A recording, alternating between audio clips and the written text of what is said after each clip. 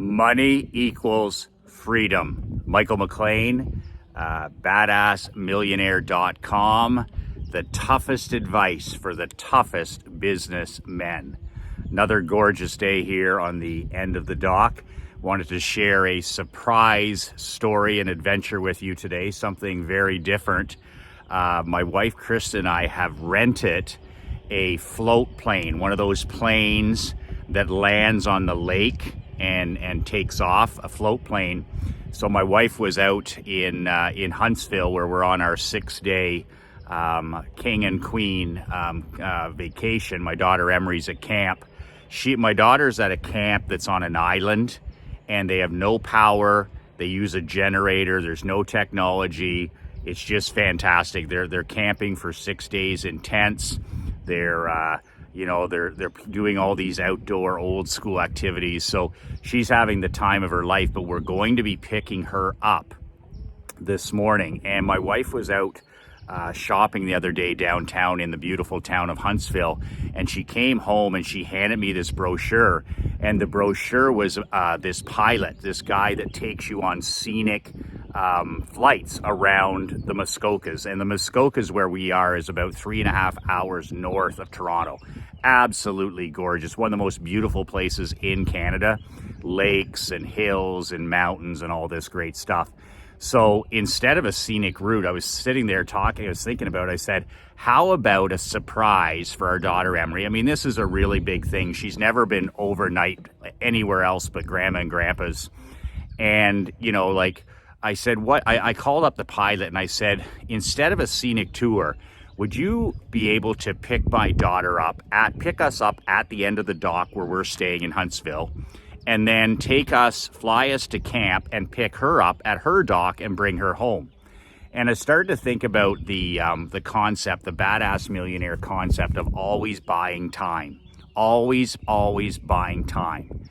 And it's, to even from Huntsville, where Emery and I, or where Krista and I are staying at the resort, it's a 3-hour, probably 4-hour round trip. It's almost 2 hours there and it's almost 2 hours back. That's just to go get her. And you stop for lunch. So it's our afternoon. So I'm sitting there, I'm looking at this brochure, and I said, if I can convince this pilot, if I can sell this pilot on picking us up right here at the dock, okay, in Huntsville, and taking us right there and picking Emery up and then flying back, I said we could buy ourselves an extra afternoon because we were staying one more night after Emery was back. So I called him up and he agreed. Like, that's no problem. He said, plus you'll get the scenic stuff. So Krista and I get to see, the scenic tour. Plus we don't have to hop in the truck and pick up Emery and go on a 4-hour round trip to pick her up. So the plane arrived at the end of the dock at 10 o'clock sharp. Great guy, Chris, badass pilot. He owns this float plane, and it's his business. And I've never been on one. Admittedly, I've never been on a float plane. Like, I've chartered jets and all this other stuff. I've been on the 30-hour flight to Australia, all that stuff. But I'm not a huge heights guy. That's one of my only fears. I'm not a heights guy. So throughout my life, especially the last 15 years, I do things to really to push me out of my comfort zone. And one of the things is doing anything to do with heights. Even going up the CN Tower at a mastermind in Toronto one time with the glass elevator. I mean, whoa. I climbed the bridge, the Sydney Harbour Bridge in Sydney, Australia. That was 11 years ago. I climbed that with my wife on our honeymoon vacation in Australia. I literally shit my pants for 3.5 hours. It was extreme with the traffic underneath us, the Sydney Harbour Bridge in Sydney, Australia. And even helicopter rides over where 9/11, the towers fell. We've done helicopter rides in New York City. We've done helicopter rides over Ayers Rock in Australia. And those are pretty intense for me, but I do it, right? I love that Navy SEALs saying, if it doesn't suck, we don't do it. If the SEALs, if it doesn't suck, we don't do it. I love that saying. So me being in a single engine float plane, it sucks for me, but I'm going to do it anyways for my kid and for my wife. So he picks us up at the dock at 10 o'clock. It was a half hour, that's it, 30-minute flight And we arrive at the dock. My daughter doesn't know anything about this. We pull right up. All the kids are there. They're about to get picked up by their parents over the next half hour, whatever. And we arrive, and I shot the video. You can watch this video here in a few minutes. And the surprised look on my daughter's face was just priceless. And it reminded me of the fact that the reason you work for a safe harbor financial position, the reason you work for financial independence, it's not just about the money. The money is always the scoreboard. Like, I use money as a scoreboard now that I've been in a safe harbor position for a number of years. Money is really, really important, but it's also what money brings you that's more important. And it brings you control, it brings you freedom, it brings you independence, it allows you to buy time, and it allows more options for you, for your business. It gives your wife more options, your kids more opportunities. It makes life bigger. It makes your world bigger. And anybody that, disagrees and says, well, it's not important, or you can't buy happiness with that kind of stuff, you're talking to, a broke person. You're talking to somebody who's just making excuses for their, financial lot in life, so to speak. And I love the Kevin O'Leary saying is happiness can't buy money. Happiness can't buy money. O'Leary's one of those guys who just constantly says it's about the freedom. It's about the freedom. It's not about the pieces of paper or anything like that. It's about the freedom that it generates. So this is an experience that my daughter will never forget. We forget so much in our life. Like, we look back in our childhoods and we can't remember so many things. And if you can buy memories, if you can invest in things that create memories for you, your kids, your grandkids, your spouse, that's the freedom I'm talking about. Like, if you can, take your family on a month-long vacation, or if you can move your family to Naples like we did in the restrictions and lockdown. If you can live in 2 countries like we do, or you can go on these amazing vacations, whatever your wife or children are interested, or travel the world, or, build your dream house, or buy a timeshare at a ski chalet, or whatever it is the hell you want to do, it gives you the power to do that. And that's the point that we are in our life, is all these things. Safe harbor position buys us peace of mind that I can serve and help more people. Like, when I was dead broke and I was thinking about being a consultant and all this stuff, I was talking to my dad about it. He said, you can't help anybody until you help yourself first. So build a world that's an example to other people, and then keep building it, and then show them how to do it by your actions. But when I was broke, living paycheck to paycheck in a rented apartment, with a vehicle that, a leased vehicle, that's incongruent. And so many gurus are like that, where they're dead broke. They don't have success in health, in marriage, with their kids.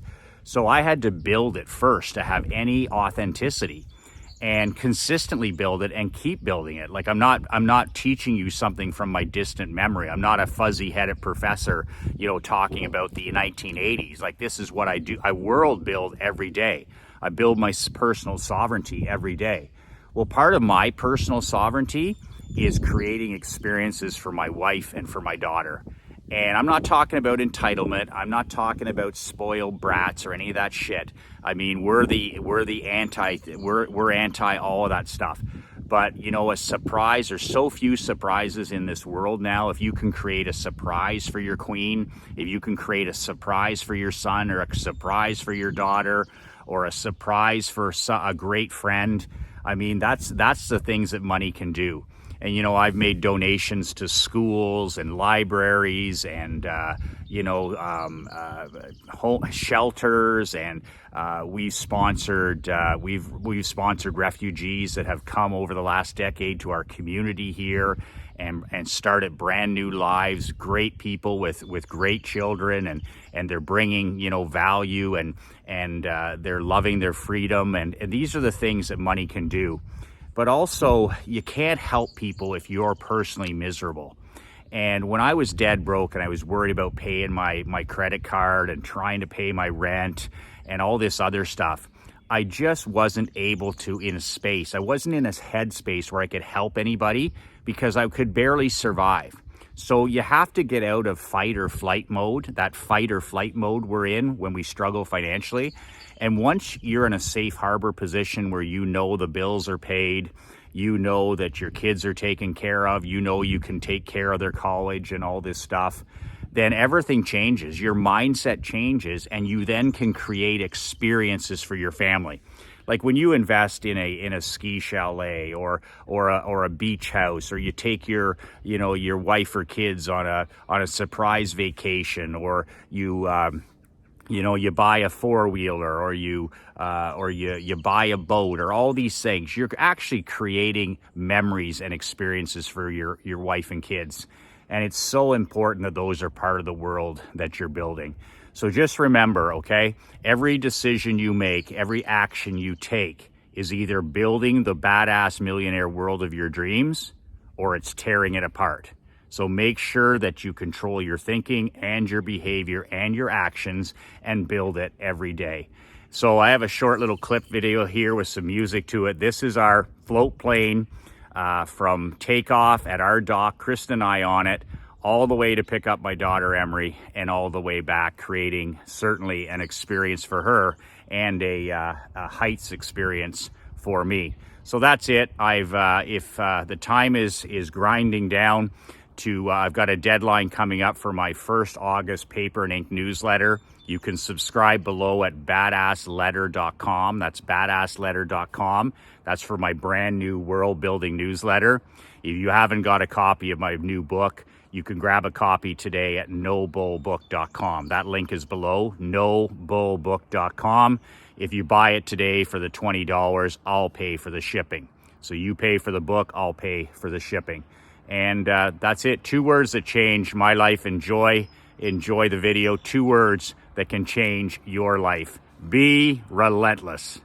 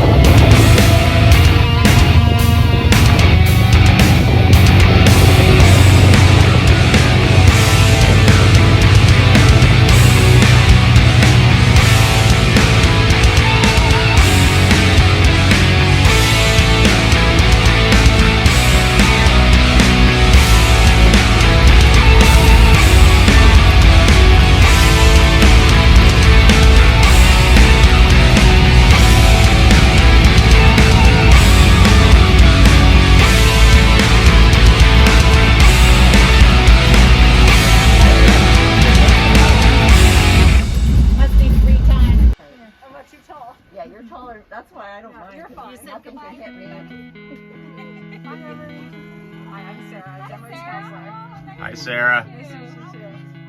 You want to say goodbye to everybody, Emery? It was awesome to get together. I think it's been an awesome time.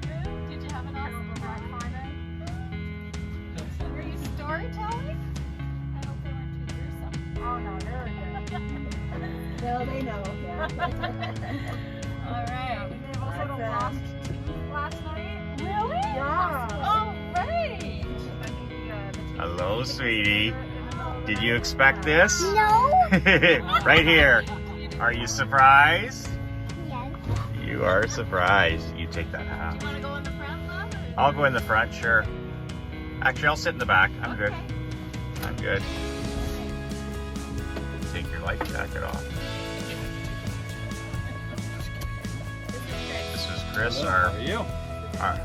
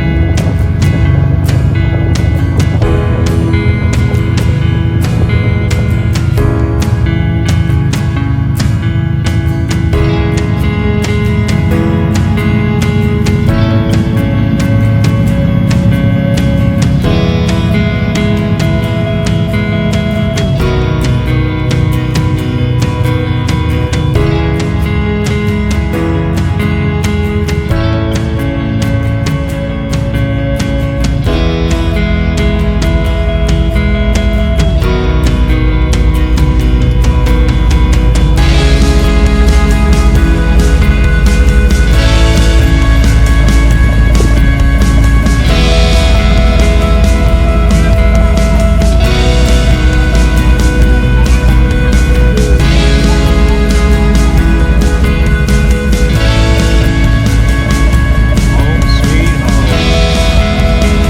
Next 24 hours.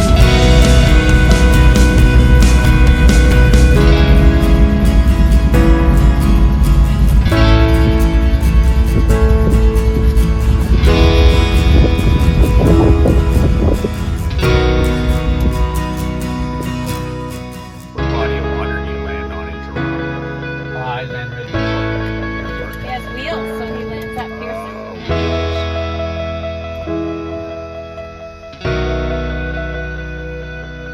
What's that? When you land at Center Island, do you land on land or?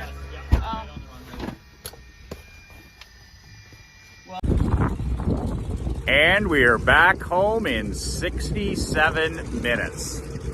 Buying time and also creating memories and experiences. That was a lot of fun. I do not like heights. I am not a fan, but if it scares you, do it anyways. So that was an interesting 65, 70 minutes towards camp. So lots of fun and an experience. So that's it for today. If you'd like a copy of my brand new book, you can get a copy at nobullbook.com. That's nobullbook.com. If you're interested in subscribing to my brand new Michael McLean World Building newsletter, you can do so at BadAssLetter.com. That's BadAssLetter.com. Until tomorrow, 2 words that change my life, 2 words that can change your life. Be relentless.